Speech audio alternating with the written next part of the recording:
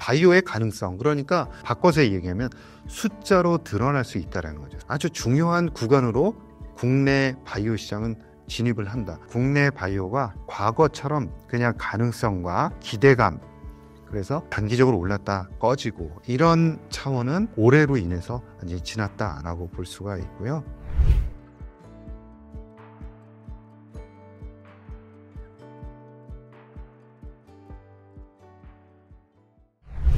안녕하세요. 바이오 투자학교의 이혜진입니다. 위클리 바이오 뉴스 시작하겠습니다.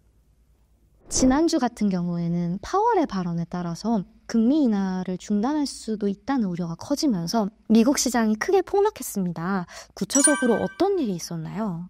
금리는 0.25% 인하를 했지만 향후, 그러니까 내년 전망에 대해서는 금리 인하에 대해서 불확실성을 나타냈다라고 볼 수가 있고요.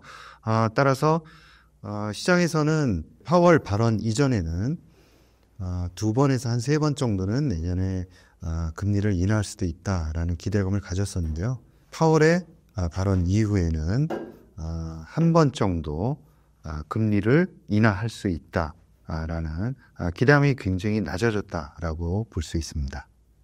근데 아무래도 저희가 금리 인하 어쨌든 예상을 했던 거고 일정 부분 많이 내려가다 보니까 당분간은 이제 인하가 없을 수도 있다는 어떤 예측들도 있지만 시장에 대한 충격도는 좀 이전과는 다르게 좀 강했던 것 같은데요. 그 이유는 혹시 어디서 왔다고 생각하세요? 이제 기본적인 스탠스를 보면 파월이 그 전에 얘기했던 거는 미국 경제는 상당히 탄탄하게 가고 있다. 그러나 물가도 역시 탄탄하게 하향 안정 세를 보이고 있다. 이게 이제 기본적인 스탠스였는데 이번에는 물가에 대해서 약간 자신 없는 투로 이야기를 한 거죠. 그러니까 톤이 전혀 바뀌지 않았다라고 볼 수가 없는 거예요. 일정 부분은 바뀌었다라고 봐야 되는 거고요. 따라서 파월이 물가에 대해서 일정 부분 우려를 하고 있구나. 그전에는 그다지 우려라든가 이런 표현이 없었는데 일단은 우려를 하고 있는 그런 모습이 나타난 거죠. 그래서 내년에도 보면 내년 말 기준으로 해서도 금리가 한 번 정도밖에는 인하 안 된다까지 시장이 어떤 금리 인하에 대한 기대감이 많이 떨어졌다라고 보는 거죠. 그래서 거꾸로 이야기를 해보면 안 좋은 얘기가 시장에 이미 많이 반영이 됐다라고 볼 수가 있는 거죠. 그러니까 내년에 맞을 매를 일단은 초반부터 맞고 가는 거죠. 아직까지 트럼프 2기 행정부가 발족을 아직 안 했습니다. 그럼에도 불구하고 내년에 대한 우려감이 속속들이 시장에 반영되면서 주가는 계속 재미없는 그런 상황이다라고 볼 수가 있습니다. 그래도 지금 어떻게 보면 산타랠리라고 부르는 구간에 저희가 있는데 바이오 시장은 이 산타랠리를 잘 타고 있는지 어떤가요, 현재 상황이? 국내 시장만 보더라도 한 4개월 정도 계속해서 조정을 받고 있는 상황입니다. 물론 그 전에 상승폭이 워낙 컸던 부분이 있습니다. 그 부분을 제외한다고 보면은 한 20-30% 조정을 거친 다음 계속해서 횡보세를 보이고 있다라고 말씀드릴 수 있고요. 이거는 미국도 마찬가지입니다. 미국은 3년 횡보세를 보인 상황에서도 계속해서 박스권의 하단을 지금 트라이하고 있는 그런 상황입니다. 어떻게 보면 우리나라보다 더 안 좋은 상황이다라고 볼 수가 있는 거죠. 그래서 금리에 대한 우려감, 고금리에 대한 우려감이 주식시장을 지금 엄습하고 있다라고 볼 수가 있는 거죠. 그래서 이런 고금리가 뭐 어제 오늘 이야기도 아닌 거 아니냐라고 말씀하실 수도 있습니다. 그런데 그 얘기도 맞는데요. 분위기는 많이 바뀐 거죠. 왜 그러냐면 계속해서 금리가 큰 폭으로 한번 하락을 했었죠. 0.5%. 그 후에 계속해서 순차적으로 하향할 것이다 라고 예상을 했었는데 지금은 전혀 그렇지 않고요. 금리가 오히려 내년에 일부 오를 수도 있다. 이런 얘기까지 나오는 상황입니다. 따라서 금리에 대해서 다시 한번 우려되는 그런 국면으로 진입하고 있다라고 볼 수 있습니다. 그럼 미국보다는 좀 한국 시장이 나은 바이오 시장 상태에서 한국의 어떤 바이오 기업의 경쟁력이 내년에는 좀 더 두각이 나타난다던가 이런 것들 기대해 볼 수 있을까요? 올해 들어서 두각은 많이 나타냈다라고 볼 수가 있습니다. 그래서 올해는 가능성을 충분히 보여줬고, 그리고 가능성이 뭐냐, 굉장히 애매모호하다 이러실 수 있습니다. 바이오의 가능성, 그러니까 정말 애매모호하다 이렇게 말씀하실 수 있는데 바꿔서 얘기하면 숫자로 드러날 수 있다라는 거죠. 숫자라는 것은 매출액일 수도 있고 그 다음에 마일스톤이 들어올 수도 있습니다. 그리고 임상 데이터로 증명을 할 수도 있는 거죠. 그래서 아주 중요한 구간으로 국내 바이오 시장은 진입을 한다. 뭐가 그렇게 중요하냐라는 거죠. 그래서 내년에는 아주 중요한 임상 이상 단계 그리고 일상에서도 글로벌리 아주 중요한 의미를 갖는 임상들의 데이터가 발표가 되고 두 번째는 기술 수출이 계속 이어질 것으로 예상이 되고요. 그 다음에 중요한 임상 3상도 뚜껑이 열립니다. 그런 것들도 몇 건이 있고요. 그리고 실질적으로 매출로 이어지는 그런 초기 단계의 부분도 있습니다. 그래서 국내 바이오가 과거처럼 그냥 가능성과 기대감, 그래서 단기적으로 올랐다 꺼지고 이런 차원은 올해로 인해서 이제 지났다라고 볼 수가 있고요. 그런 거는 유한양행이 촉발을 했다라고 봅니다. 그래서 유한양행이 글로벌 블록버스터 가능성이 매우 높은 맥나자의 FDA 승인을 받았습니다. 물론 이제 며칠 전에 아미반타마 피아 주사 제형 병용 치료제에 대한 승인이 불발된 이 부분은 다소 아쉽지만은 큰 문제는 아니라고 생각하고요.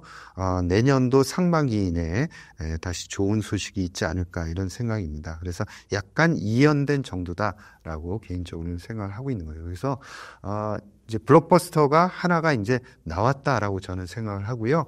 연이어서 국내에서도 이런 블록버스터가 나오고 그리고 블록버스터가 나오게 되면 꾸준하게 수천억 원 단위의 현금 흐름이 유입이 되고 이 자금을 가지고 집중적으로 투자를 하면서 뭐 미국 나스닥에는 굉장히 많은 그런 빅바이오텍으로 성장할 수 있는 그런 근간을 올해 마련을 했고 내년에는 그런 다양한 숫자들이 보여지는 그런 시기가 온다라는 점에서 의미 있다라고 생각합니다. 트럼프 행정부가 이제 본격적으로 시작을 하게 되면 우리나라 기업들의 어떤 기술 수출이나 기술 이전이나 M&A 관련해서는 영향받는 부분들이 없을지 궁금합니다. 내년에 트럼프 행정부가 들었으면서 금리 쪽에서는 상당히 뭐 서두에 말씀드린 대로 힘들 것 같습니다. 그렇죠? 예상했던 대로 금리가 계속 우하향하는 그런 그림이 나타나지 않을 수도 있습니다. 반면에 한 가지 우호적으로 지금 모든 전문가들이 예상하고 있는 것은 M&A가 증가할 것이다 라는 기대감이 매우 높습니다. 그래서 바이든 행정부에서는 연방거래위원회에서 대규모의 M&A를 일정 부분 규제해 온 게 사실입니다. 그런데 이런 규제가 일정 부분 풀리면서 활성화될 수 있다라는 기대감들이 많은 거죠. 그렇게 되면 바이오텍들은 혜택을 입을 수밖에는 없습니다. 그래서 기술 수출이 늘어나고 M&A가 늘어난다 그러면 당연히 국내에 있는 업체들도 기회가 생길 수밖에 없다. 그런 측면에서 우리나라 업체들의 기술 수출, M&A 대상으로는 아직까지는 뭐 거론이 되지 않고 있고요. 기술 수출 측면에서는 충분히 기회가 많이 있다라는 점을 말씀드릴 수 있습니다. 바이오에서 이제 1월 시장이 되면 큰 행사인 JP모건 헬스케어 컨퍼런스가 이제 개최가 되는데요. 저희가 이 행사를 앞두고 좀 유의미하게 봐야 될 것들이 어떤 것들이 있을까요? 사실 JP모건 헬스케어 컨퍼런스가 개최되는 그 상황에서도 트럼프 행정부는 아직까지 발족을 안 한 그런 스타트를 안 한 상황이거든요. 그래서 지금 시장에서는 우려감이 트럼프 행정부가 실제 이제 그 스타트를 하면 어떤 현상들이 벌어지고 어떤 충격을 줄지에 대해서 상당히 긴장을 하고 있는 그런 상황입니다. 뭐 금리뿐만이 아니라 정책 또 고물가 정책을 사용할 가능성이 높기 때문에 우려감이 큰 거죠. 그래서 그 큰 만큼 지금 주가는 많은 그런 우려감이 반영되어 있는 상황입니다. 그리고 내년 초에 1월 13일부터 16일까지 이제 JP모건 헬스케어 컨퍼런스가 개최가 되는데 특징을 보면은 투자자들도 함께 참여를 한다는 겁니다. 그래서 일정 부분 M&A도 많이 일어나고 또 기술 수출도 이 컨퍼런스에서 많이 일어납니다. 그리고 연초에 모달리티, 기술 수출되는지에 대한 관심도 매우 큰 거죠. 작년 같은 경우에는 AI 바이오가 가장 먼저 기술 이전이 되었습니다. 그래서 각광을 받았었는데요. 올해는 올해 나름대로 또 M&A에 대한 기대가 큰 만큼 또 어떤 기업이 M&A 되고 또 기술 이전이 되는지에 대한 관심은 클 수밖에 없는 거죠. 그래서 그런 기대감이 충분히 주가에 반영될 수 있다. 연초에는 기대감을 가질 수 있다라고 보고 있습니다. 이제 큰 흐름으로 본다 그러면은 11월, 12월 달에 그런 애쉬라든가 JP 모건 헬스케어 컨퍼런스 요 이제 행사가 지나면서 2월 말까지는 좀 슬로우하게 됩니다. 그 다음에 2월 말부터 4월 달에 있는 AACR이라든가 또 그 뒤에 있는 아스코 이런 큰 학회에 대한 기대감이 살아나면서 주가는 다시 상승하는 그런 흐름을 보였죠. 그런데 지금 11월, 12월인데도 불구하고 주가는 별로 좋지는 않습니다. 그래서 오히려 트럼프 행정부가 들어서고 그리고 일정 부분 안도감을 준다 그러면은 오히려 이런 학회가 있는 4, 5, 6월 달에 주가가 오히려 더 괜찮을 수도 있다. 연초보다는 오히려 2분기가 또 오히려 좋을 수 있다. 이런 생각을 하고 있습니다. 이제 국내 시장뿐만 아니라 해외 시장도 그렇고 좀 불안정한 상황들을 보내고 있는데요. 연말 연시 대표님이라면 지금 시장에서 어떤 대응책을 하실지 궁금합니다. 근데 시장이 좀 어려울 수도 있고요. 바이오에 굉장히 긍정적인 그런 환경이 있을 수도 있습니다. 그런데 가장 중요한 것은 기업입니다. 내년에도 금리가 굉장히 어려운 상황이긴 하지만 국내 기업 자체적으로 성장하는 동력을 마련하고 그리고 또 거기에 맞는 기술 수출이라든가 또 임상 데이터를 보여준다 그러면은 충분히 글로벌 기업과 차별화되면서 상승할 수 있다라고 생각을 합니다. 그래서 기업에 집중을 하자 그런 말씀을 꼭 드리고 싶습니다. 지금 시장은 굉장히 어려운 상황이긴 하지만 많은 부분 주가에 반영되어 있다라고 개인적으로 생각을 하고요. 그런 측면에서 포트폴리오를 바꾸거나 아니면은 전혀 이 비중을 변경시키거나 이럴 상황은 아니다라고 판단을 하고 있습니다. 그래서 핵심적으로 주요한 종목에 대해서는 꾸준하게 가져갈 수 있는 그런 상황이다라고 해석을 하고 있습니다. 지난주 루닛 같은 경우에는 임원 내부 매도 이후 좀 급격한 하락이 있었는데요. 어떤 내용인지 설명 부탁드리겠습니다. 그동안 임원들 그리고 주주 한 분 해서 7분이 블록딜을 돌린 거죠. 그래서 약 300억 가량의 블록딜을 미국에 있는 자산운용사에게 넘겼다라고 발표가 됐습니다. 그리고 그 금액에 대해서 한 명당 금액이 50억 원을 넘지 않도록 해서 금액 한도 내에서 이제 블록딜을 성사시켰다. 그런 점에 있어서 이제 주가가 아스트라제네카하고 계약을 체결한 후에 주가가 굉장히 좋은 모습을 보였지 않습니까? 그래서 어느 정도 이제 고점에서 단기 고점에서 그런 블록딜을 돌려서 주가에 찬물을 끼얹었다. 이런 이제 이야기를 듣는 거죠. 근데 법적으로는 일단은 문제는 없다라고 말씀을 드릴 수 있고, 그 다음에 임원들도 주식을 팔 수 있습니다. 그리고 작년에 유상증자 하기 위해서 자금을 또 조달을 해서 들어갔기 때문에 그런 부분도 해소가 되어야 되는 부분들이 있는 거죠. 그런데 일단 임원들이 그렇게 이제 사전 공시 없이 일단 매도를 블록딜을 돌렸다는 것은 단기적으로 고점이 아니냐 그런 거죠. 그리고 매도 금액에 대해서도 일정 많은 거 아니냐 이런 이야기들이 나오고 있습니다. 근데 어찌됐건 합법적인 범위 내에서 블록딜을 돌렸다라는 거고요. 향후 오랜 기간 놓고 본다 그러면은 이런 주요 주주 임원들도 일정 부분 계속해서 주가가 올라가면서 아마 매물이 나올 거다 이렇게 생각을 합니다. 그리고 이제 또 한 가지는 루닛과 관련해서는 단기적으로 또 이제 주주들에 주주들에게 그런 약간의 비난을 받는 이런 부분을 해소하는 방법은 정면 돌파밖에는 없다라고 생각을 하거든요. 그래서 무슨 얘기냐. 아스트라제네카하고 루니스코프 관련한 계약을 체결을 해서 주가가 좋은 모습을 보였는데 또다시 빅파마와 그런 계약을 다시 체결을 하는 겁니다. 그렇게 된다 그러면 시장에서는 상당히 큰 폭의 이제 주가에서 반영을 할 수밖에 없다라고 생각을 하거든요.